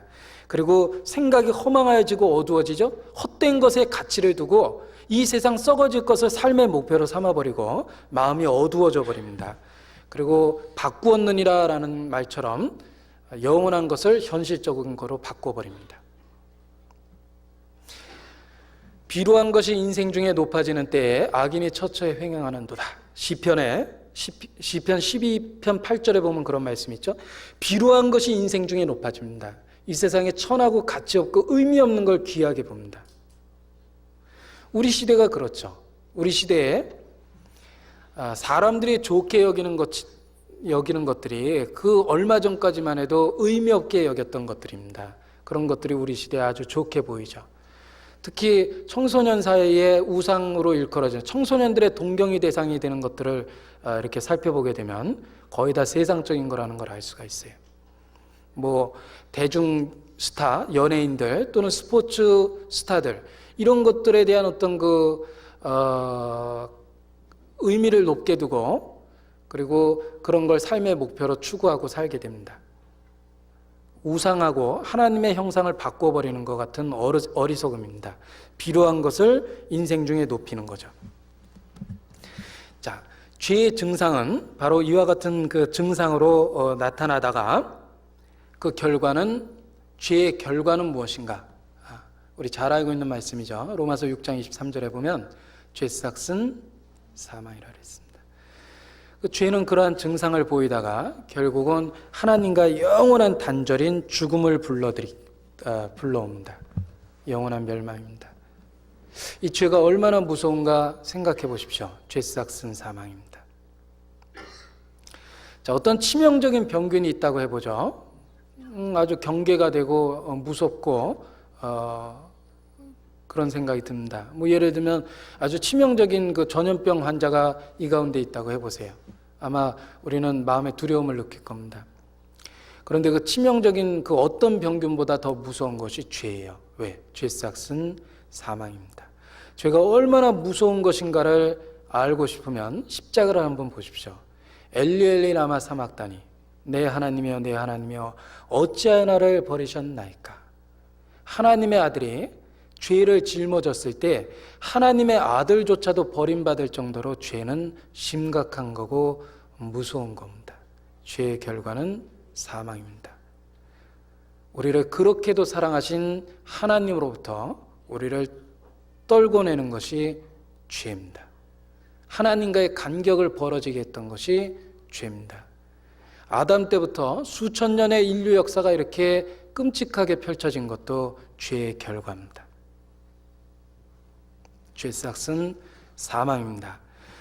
그 말씀은 이 죄가 얼마나 두렵고 무서운가를 우리에게 일깨워 줍니다. 자, 그런데 정말 불행하고 답답한 건 성경은 모든 사람이 죄를 범하였으며 하나님의 영광에 이르지 못했다. 의인은 없나니 하나도 없다.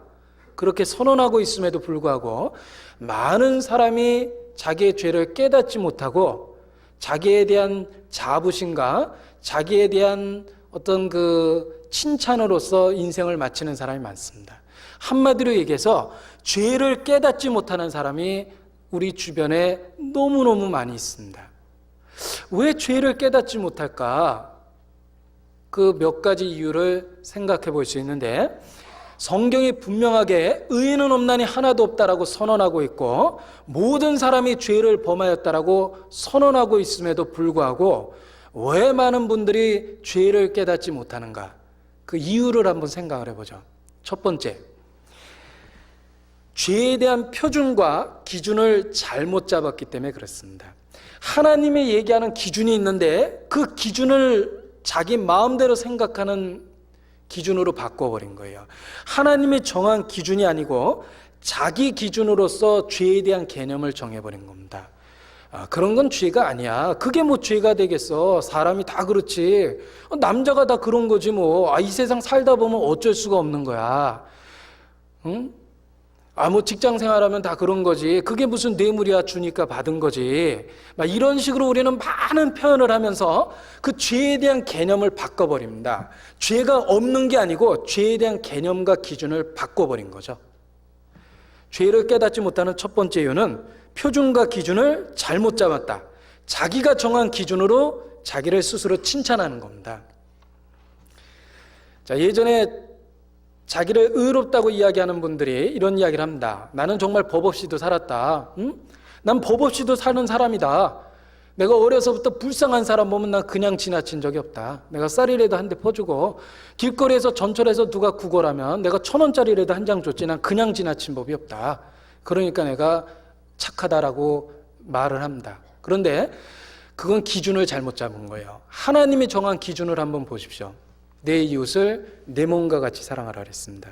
1,000원짜리 한 장이 아니라 정말 그 사람을 자기 몸처럼 생각하고 그 사람의 어려움에 동참하는 것. 그게 하나님이 정한 기준입니다. 우리는, 모든 인류는 그 기준으로부터 한참 미달해 있다는 거죠. 근데 기준을 자기 마음대로 잡아놓고 괜찮다라고 생각하는 겁니다.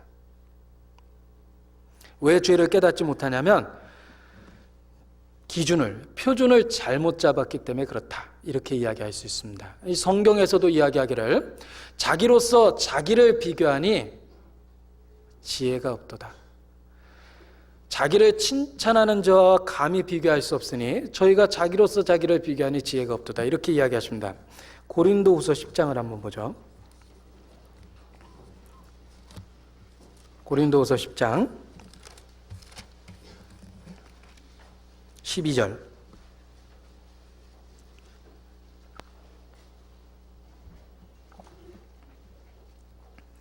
고린도후서 10장 12절 같이 읽죠. 우리가 어떤 자기를 칭찬하는 자로 더불어 감히 짝하며 비교할 수 없노라. 그러나 저희가 자기로서 자기를 헤아리고 자기로서 자기를 비교하니 지혜가 없도다. 자, 자기 기준으로 죄에 대한 개념을 바꿔버렸기 때문에 깨닫지 못하는 겁니다. 로마서 1장입니다. 32절.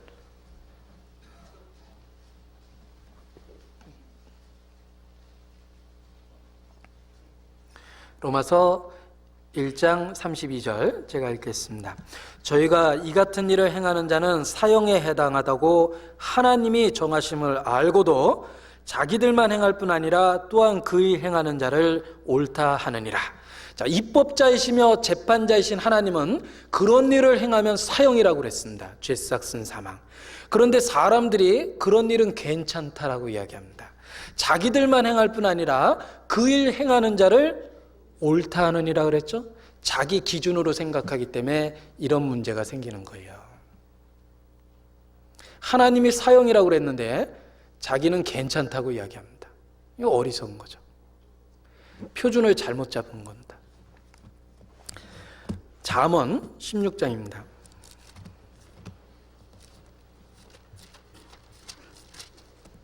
잠언 16장 2절 926페이지입니다. 잠언 16장 2절 같이 읽죠. 사람의 행위가 자기 보기에는 모두 깨끗하여도 여호와는 심령을 감찰하시느니라. 자, 사람의 행위가 자기 보기에는 모두 깨끗하여도, 내가 생각하기에는 별로 내 인생에 별 문제가 없습니다. 그런데 기준을 잘못 잡아서 그런 거예요. 표준을 잘못 잡아서 그렇습니다. 하나님의 심령을 감찰하십니다. 어리석은 자야, 겉은 만드시니가 속은 만들지 아니하셨겠느냐. 25절 같이 읽죠.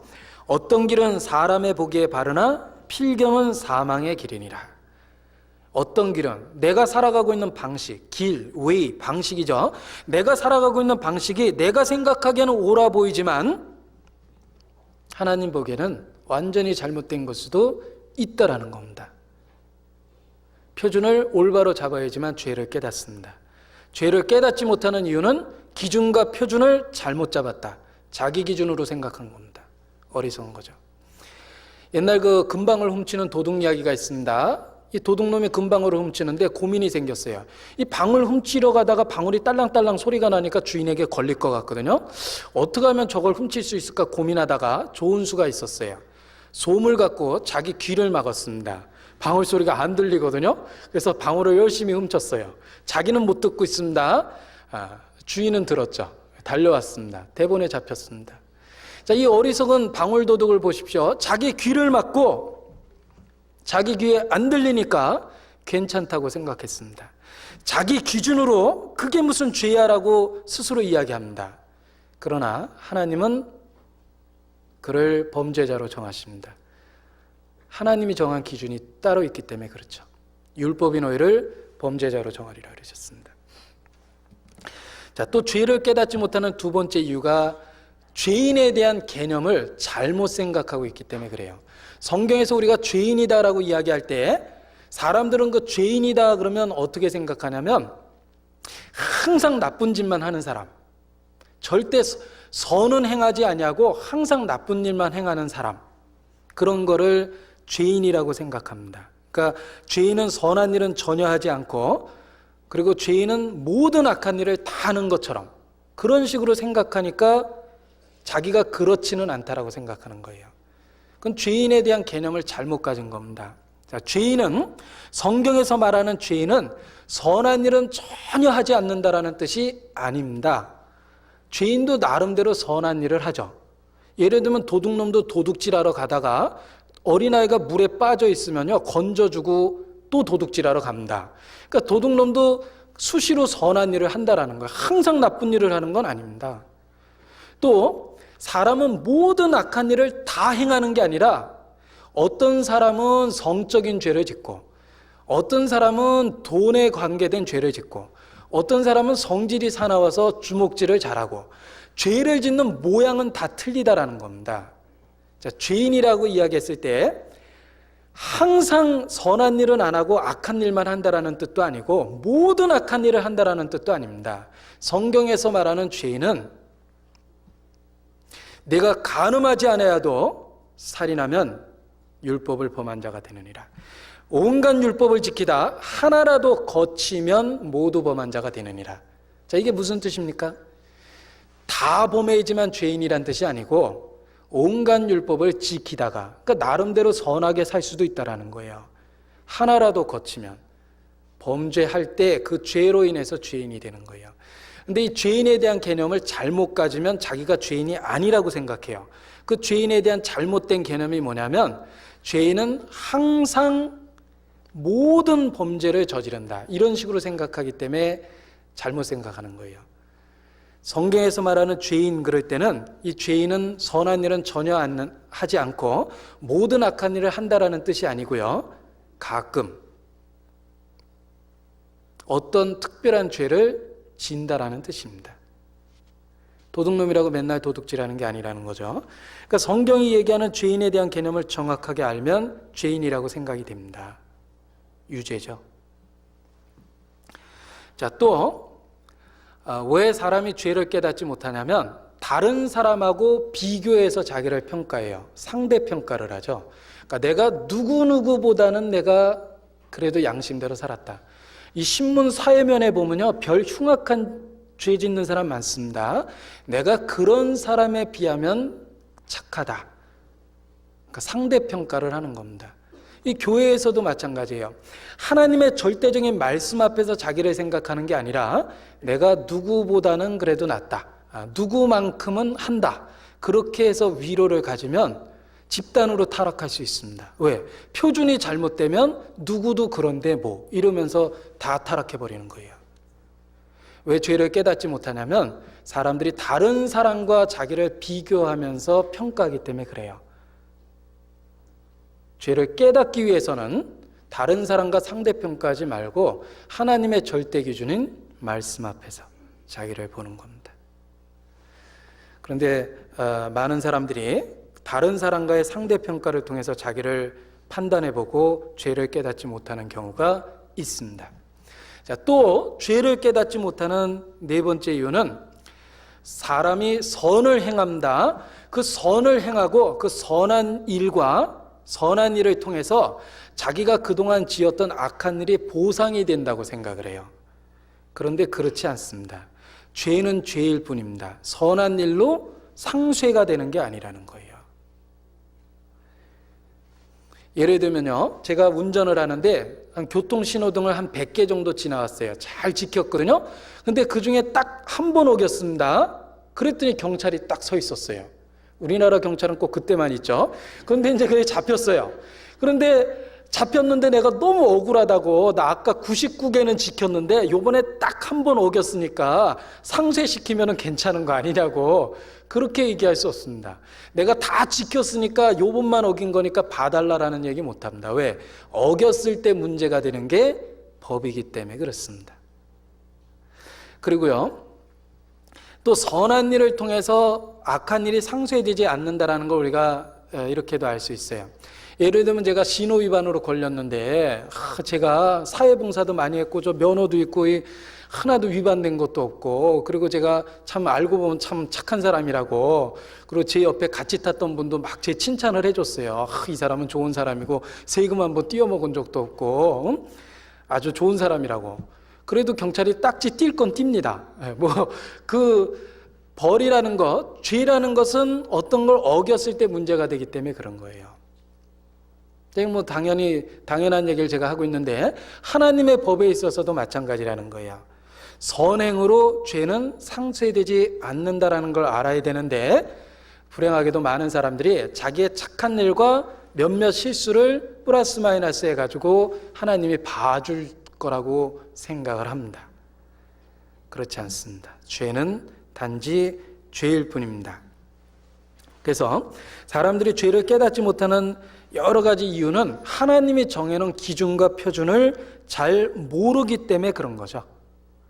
이 성경이 얘기하는 죄에 대한 개념을 정확하게 알게 되면 하나님 앞에 우리도 내 입을 막고 우리의 죄를 고백하고 인정할 수밖에 없게 됩니다.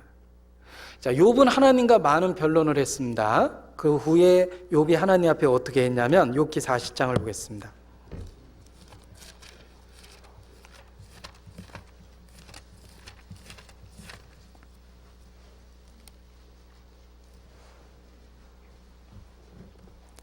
욥기 40장 8절 800페이지입니다. 내가 내 심판을 피하려느냐 스스로 의롭다 하여 나를 불의하다 하느냐. 자, 스스로 의롭다 하여 하나님의 심판을 피하고 하나님이 나를 판단하시는 게 잘못됐다고 네가 이야기하겠느냐. 40장 1절 여호와께서 또 욥에게 말씀하여 가라사대 때 변박하는 자가 전능자와 다투겠느냐. 어디 한번 얘기해봐라 그랬죠. 근데 욥이 하나님을 직접 만났을 때 하나님의 표준 앞에서 자기를 발견합니다. 40장 3절 하나님과 변론하는 자는 대답할지니라.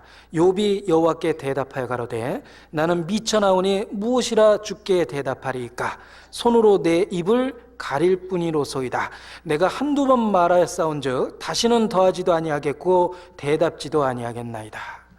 자, 우리가 성경이 얘기하는 죄를 정확하게 알게 되면 욥과 같이 이렇게 가장 낮은 위치에 설 수밖에 없습니다. 내가 한두 번 내가 말대답했지만 이제 더하지도 아니하고 내가 대답지도 아니하겠나이다. 나는 미쳐나오니 무엇이라 주께 대답하리까. 내 손으로 내 입을 가릴 뿐이로소이다. 하나님의 말씀의 표준 앞에서 우리의 상태를 정확하게 볼 때 우리는 욥과 같이 가장 낮은 위치에서 하나님의 은혜만을 바라보게 됩니다. 내가 한두 번 말하였사온즉 다시는 더하지도 아니하겠고 대답지도 아니하겠나이다. 나는 미쳐나오니 내 손으로 내 입을 가릴 뿐이로소이다. 내가 무엇으로 주께 대답하리이까. 자, 하나님의 이 절대적인 말씀의 표준 앞에서 우리의 죄가 무엇인지 정확하게 알 수 있습니다. 그래서 하나님의 그 의로운 그 기준이 율법에 나타나 있고 그 거룩한 율법은 하나님의 표준을 우리에게 정확하게 제시해 줍니다. 그리고 우리가 그 표준에서 하나님이 정한 기준에서 굉장히 미달하고 있다는 걸, 다다르지 못하고 있다는 걸 알게 됩니다. 로마서 3장입니다.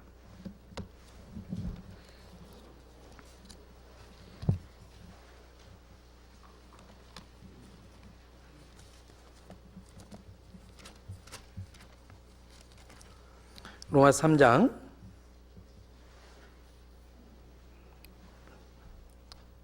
19절 20절 같이 읽죠. 우리가 알거니와 무릇 율법이 말하는 바는 율법 아래에 있는 자들에게 말하는 것이니 이는 모든 입을 막고 온 세상으로 하나님의 심판 아래에 있게 하려 함이니라. 그러므로 율법 행위로 그 앞에 의롭다 하심을 얻을 육체가 없나니 율법으로는 죄를 깨달음이니라. 자, 하나님의 거룩한 표준 앞에서 그 하나님의 거룩하고 의로운 표준, 말씀 속에 나타난 하나님의 표준 앞에서 우리는 스스로 입을 막고 우리의 죄를 인정할 수밖에 없습니다. 성경이 이야기하는 정확한 죄, 그걸 알게 될 때 우리는 예수 그리스도의 소중함을 더욱더 깨닫게 됩니다. 우리가 얼마만큼 기가 막힐 웅덩이와 수렁에서 건짐을 받았는지 더욱더 발견하게 됩니다. 우리의 죄가 얼마나 많은지 깨닫으면 그 죄를 깨달은 만큼 은혜가 우리 마음에 느껴집니다. 많이 사함을 받은 자는 많이 사랑하느니라. 하나님의 절대적인 표준과 기준, 그의 거룩함을 보십시오. 그리고 거룩한 표준 앞에서 우리의 현재 위치를 한번 보십시오. 우리의 마음의 상태를 잘 들여다 한번 보십시오. 거기에 큰 간격이 보이죠? 하나님의 거룩한 표준 앞에 우리는 상당히 미달하고 있다는 넓고 넓은 간격을 보게 됩니다. 그 간격을 죄라고 이야기하고 그 죄를 예수 그리스도께서 메꾸셨습니다. 그의 사랑의 넓이와 길이와 높이와 깊이의 그 어떠함을 깨달아 알라라는 말씀처럼 우리가 얼마만큼 비참한 처지에서 건짐을 받았는지 우리의 죄가 증거해 줍니다. 죄가 있는 곳에 은혜가 있습니다. 정말 성경적인 죄를 정확하게 우리가 이해하고 있다면 주님을 찬양하지 않을 수 없습니다. 여호와의 인자신가 그의 인생에게 행하신 기이한 일을 인하여 그를 찬양할지어다. 정말 그렇게 할 수 있습니다. 우리가 얼마만큼 기가 막힐 은혜를 받았는지 마음에 일깨울 수 있습니다. 죄가 은혜를 가르쳐 줍니다. 자, 구원 얻은 이후에 우리 안에 죄가 없어진 건 아닙니다. 우리의 죄성은 여전히 남아 있습니다. 그러나 죄에 대한 형벌은 없어졌습니다. 그리스도께서 담당하셨죠. 만일 예수 그리스도 없이 성경에서 말하는 죄를 우리가 다 깨닫는다면 우리는 자기에 대한 혐오감 때문에 아마 미쳐버릴 겁니다. 복음 없이, 십자가 없이 죄를 깨닫게 되면요, 우리는 미쳐버리고 자기를 학대하고 자기를 저주하고 그리고 내가 태어났다는 사실에 대해서 하나님께 원망을 할 거라고 생각합니다. 그러나 죄만 우리에게 가르쳐 주신 게 아니라 은혜를 우리에게 가르쳐 주십니다. 죄를 발견하면 발견할수록 은혜를 더욱더 발견하도록 도와주십니다. 상처도 있지만 그걸 감싸주시는 놀라운 은혜가 있습니다. 로마서 7장을 보죠.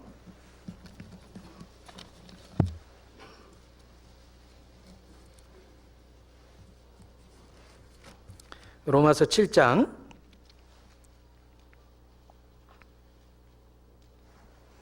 23절을 제가 읽겠습니다. 내 지체 속에서 한 다른 법이 내 마음의 법과 싸워 내 지체 속에 있는 죄의 법 아래로 나를 사로잡아 오는 것을 보는도다. 우리 안에 있는 죄성을 성경을 통해서 정확하게 보게 되면 우리도 이런 광경을 보게 됩니다. 우리 마음속에 죄성이 있다는 걸 보게 돼요. 그러면 우리는 탄식해서 외치게 됩니다. 오라, 나는 곤고한 사람이로다. 이 사망의 몸에서 누가 나를 건져내랴. 자, 죄를 발견한 사람의 외침입니다. 정말 성경에서 말하는 그 죄를 깨닫게 되면 우리가 얼마만큼 낮은 위치에 있는지, 비참한 위치에 있는지, 절망적인 위치에 있는지 깨닫게 됩니다. 그 위치에서 우리는 오라, 나는 곤고한 사람이로다. 누가 이 사망의 몸에서 나를 건져내랴라고 우리도 울부짖을 수밖에 없습니다. 자, 그런데 놀라운 일이 있습니다. 이 탄식 뒤에 누가 나를 이 사망의 몸에서 건져내랴라는 탄식 뒤에 바로 이어서 하나님의 복음이 쫓아나옵니다. 우리 주 예수 그리스도로 말미암아 하나님께 감사리로다. 그런즉 내 자신이 마음으로는 하나님의 법을, 육신으로는 죄의 법을 섬기노라. 그러므로 이제 그리스도 예수 안에 있는 자에게 결코 정죄함이 없나니 이는 그리스도 예수 안에 있는 생명의 성령의 법이 죄와 사망의 법에서 너를 해방하였습니다. 자, 오라, 나는 곤고한 사람이로다라는 탄식 뒤에 전혀 간격이 없이, 전혀 여유가 없이 바로 복음이 쫓아나오고 있죠. 그게 구원받은 이후에 우리 마음속에서의 생기는 변화입니다. 놀라운 일입니다. 옛날에는 죄를 잘 몰랐어요. 구원 얻기 전에는 죄가 그렇게 심각한지 잘 몰랐습니다. 나에 대한 자부심이 있었고 난 괜찮은 사람이라고 생각이 들었습니다. 그런데 정말 예수 그리스도를 알고 구원받은 이후에 성령께서 내가 얼마만큼 타락된 위치에 있었는지, 우리가 얼마나 낮은 위치에 있었는지 깨닫게 해줍니다. 죄를 깨닫게 해주는 거예요. 성경이 이야기하고 있는 죄가 뭔지를 알게 됩니다. 그리고 얼마나 내가 비참한 처지에 있었는지를 깨닫게 되는데, 놀라운 건 그 죄를 깨닫는 비참함과 하나님의 위로가 전혀 간격이 없이 딱 붙어 있다는 거예요. 그러니까 우리의 마음을 들여다보면 정말 기적이 있습니다. 죄가 그렇게 끔찍한 죄가 보임에도 불구하고 구원에 대한 확신을 누립니다. 죄가 있는데 은혜가 있어요. 성령은 우리의 마음을 비춰주고 더 밝게 비춰줍니다. 우리가 얼마만큼 타락되어 있는가 그 위치를 정확하게 깨닫게 해주고, 그리고 우리를 구원하신 그 구원이 얼마만큼 큰지를 또 깨닫도록 도와줍니다. 그래서 자기의 죄를 보고 아파하지만 주님의 놀라우신 구원을 받고 구원의 메시지를 통해 또 위로를 받고 그럽니다. 그리고 이제 생기는 변화가 있어요. 구원받은 이후에 우리의 삶 속에서 생기는 변화가 있습니다. 구원 얻기 전에는 형벌이 무서웠어요. 지옥 간다라는 형벌이 두려웠고 하나님의 공의가 무서웠습니다. 구원받은 이후에는 형벌에 대한 두려움은 없고 죄가 무섭죠. 그 죄가 혐오스럽고 그 죄가 알게 모르게 내게 가까이 올까 봐 죄에 대한 두려움이 생깁니다. 옛날에는 형벌을 무서워했고 구원받은 이후 그리스도 예수 안에서 형벌에 대한 두려움은 사라졌고 죄에 대한 두려움이 생겼습니다. 죄를 혐오하게 됩니다. 잠언 8장을 기억하십니까? 여호와를 경외하는 것은 악을 미워하는 것이라. 정말 악을 미워하게 됩니다. 내가 주의 법을 어찌 그리 사랑하는지요. 그 시편의 기자의 말을 이해하게 됩니다. 하나님의 의를 사모하고 그리고 죄가 없는 상태를 사모하게 됩니다. 장차오는 완전히 변화되는 우리의 거룩한 그 모습을 소망 가운데 바라보게 됩니다. 죄를 미워하게 되는 것, 구원받은 이후에 우리의 안에 생기는 변화입니다. 에스겔 36장입니다.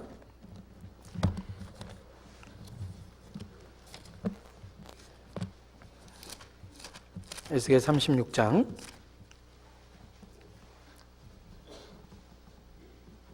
26절.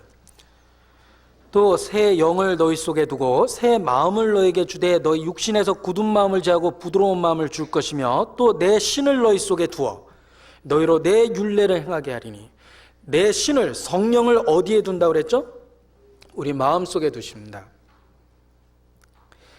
자, 어떤 분이 영어로 구약 예수님 당시 그리고 은혜 시대를 이렇게 표현했어요. 구약 시대는 하나님이 우리를 위해서 일을 했다. God for us. 하나님이 우리를 위해서 일을 하셨는데 예수님 당시에는 God with us. 하나님이 우리와 함께 계셨다. 임마누엘이라고 그러죠. 그러면 신약 시대, 은혜 시대에는 어떻게 계시냐? God in us 그랬습니다. 하나님이 우리 안에 계시다 이렇게 표현했어요. 우리 속에 성령이 계십니다. 놀라운 일이죠. 그런데 그 성령으로 말미암아 우리 안에 진정한 회개가 이루어지는데 죄를 미워하게 되는 회개가 이루어지는 거예요. 단지 형벌을 두려워하는 게 아니라 죄에 대한 미움이 생깁니다. 성령의 역사입니다. 그래서 31절에 보면 같이 읽죠.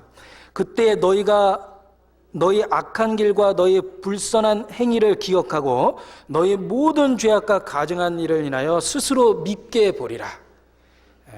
자기 십자가를 지고 자기를 미워하고 자기의 죄를 혐오합니다. 그리고 의를 사모합니다. 이게 바로 성령의 역사라는 거예요. 에레미야 31장입니다.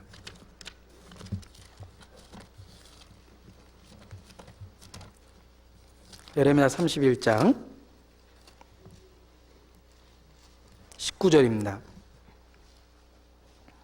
1102페이지입니다. 19절 같이 읽죠. 내가 돌이킴을 받은 후에 뉘우쳤고 내가 교훈을 받은 후에 내 볼기를 쳤사오니 이는 어렸을 때의 치욕을 진고로 부끄럽고 욕됨이니이다 하도다. 자, 내가 돌이킴을 받은 후에 뉘우쳤고 내가 교훈을 받은 후에 내 볼기를 쳤사오니 그랬죠. 자, 우리의 죄를 기억하고 내가 살았던 모든 수치스러운 기억에 대한 그 부끄러움을 기억하고 정말 자기의 볼기를 칠 정도로 자기의 혐오감을 갖습니다. 그리고 하나님의 의를 사모하고 장차오는 의의 나라를 소망 중에 기뻐합니다. 그게 구원 얻은 이후에 우리 안에 생기는 변화요, 예수께서 우리 안에서 행하신 놀라운 일입니다. 죄를 미워하게 만들고 의를 사모하게 만드는 겁니다. 자, 오늘 본문 다시 한번 봅니다. 누가복음 5장이었습니다. 32절입니다.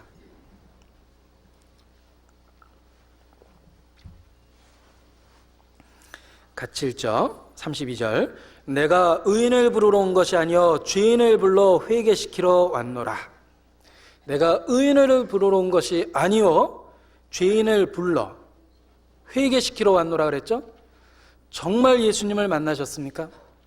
자기의 죄를 발견하고 예수님께 돌아왔습니까? 그리고 그 예수님께서 내가 죄인을 불러 회개시키러 왔다는 말씀처럼 예수님께서 우리의 삶 속에 우리의 생각의 변화를 일으키고 죄에 대한 미움을 주시고 있다는 것도 알고 계십니까? 예수님이 우리 안에 계십니다. 지금도 그는 죄인을 불러 회개시키고 우리 안에 죄에 대한 미움을 주고 죄에 대한 혐오감을 주고 의를 사모하게 만들어 주십니다. 그는 죄인을 불러 회개시키고 있습니다. 자, 예수님이 십자가에 죽고 부활하신 이후에 아마 천국에 들어가는 사람들이 많이 지옥에 들어가는 사람이 많이 바뀌었을 거예요. 예수님이 죽고 부활하시기 전까지는 주로 범죄자들이 지옥에 갔습니다. 근데 예수님의 죽음과 부활 사건 이후에 지옥에 가는 사람의 유형이 많이 달라졌을 겁니다. 이제는 죄인은 회개하면 누구든지 구원을 받을 수 있게 됩니다. 그러면 이제 누가 지옥에 가냐? 자기를 의롭다고 생각하는 사람, 자기에 대한 자부심이 가득한 사람, 자기 스스로 자기를 칭찬하는 사람, 자기를 의인이라 생각하고 자기를 성자인 것처럼 자기를 높이는 사람, 그런 사람들이 지옥을 가득 메우고 있을 겁니다. 이제 정말 자기 죄를 발견하고 그리스도 예수, 그를 믿고 의지하는 자는 우리 안에 주님께서 변화를 일으키고 죄를 미워하고 의를 삼하는 변화를 일으키고 우리가 하나님의 자녀라는 것을 입증해 주고 계시다고 생각합니다. 다 같이 기도하시겠습니다.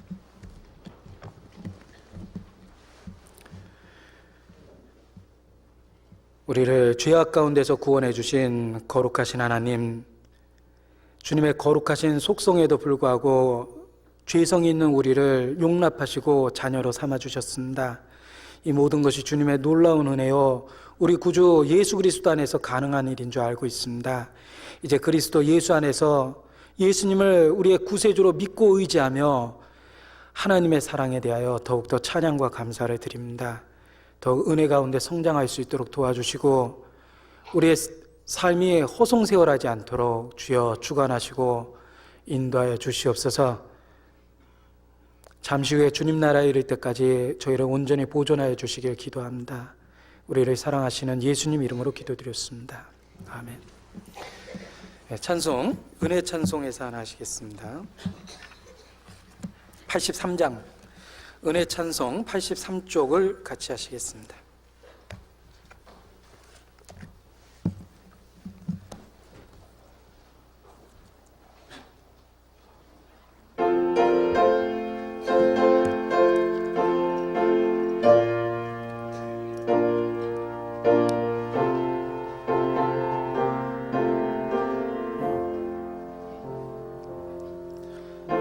속에 있는 참된 이 평화는 누구도 앗아갈 수 없네.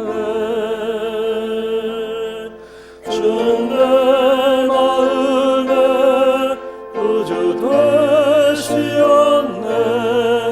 오, 주 없이 살 수 없네. 주 없이 살 수 없네. 주님이 날 구하셨네. 주님 없는 세상 평화 없네. 오, 주 없이 살 수 없네. 평화 없는 세상 고통과 싸움뿐 사람들 모두 두려워해.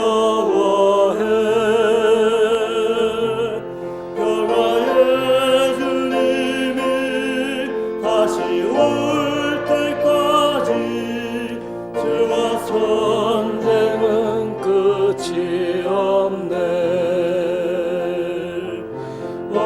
주 없이 살 수 없네.